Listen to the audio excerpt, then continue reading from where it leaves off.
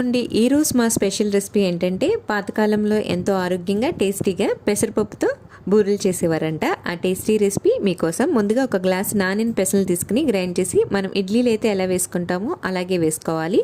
ఇప్పుడు ఇది కొంచెం చల్లారాక చేతితో మ్యాష్ చేసుకుని పక్కన పెట్టుకోవాలి. ఇప్పుడు పాకం కోసం ఒక గ్లాస్ దాకా బెల్లం పొడిని తీసుకోవాలి. స్వీట్కి తగినట్టు పావు గ్లాస్ దాకా వాటర్ని తీసుకుని ఇప్పుడు వీటిని స్టవ్ మీద పెట్టుకుని బెల్లం పాకాన్ని మరిగించుకుంటూ ఉండాలి. ఇలా మరుగుతున్న పాకంలో మనం ఉడికించిన పెసరపప్పుని దీంట్లో వేసుకోవాలి. ఈ పెసరపప్పు అనేది పాకాన్ని పీల్చుకునేదాకా ఇలా కలుపుకుంటూ ఉండాలి. అప్పుడు పూర్ణం ఇలా తయారైపోయాక ఒక ప్లేట్లో తీసుకుని ఇది కొంచెం చల్లారాక ఉండల కింద చుట్టుకుని ఒక ప్లేట్లో పక్కన పెట్టుకోవాలి. ఇప్పుడు కొంచెం టైట్గా రుబ్బిన దోసల పిండిలో ఈ పూర్ణాన్ని డిప్ చేసుకుని హీట్ అవుతున్న ఆయిల్ వేసుకుని డీప్ ఫ్రై చేసుకోవాలి. అంతేనండి, ఎంతో టేస్టీగా పెసరపప్పు బూరెలు రెడీ. ఈరోజు పండగకి మా అత్తయ్య గారు ఈ బూరెల్ని దేవుడికి నైవేద్యం కింద పెట్టారు. ఈ వీడియో కనుక నచ్చితే లైక్ అండ్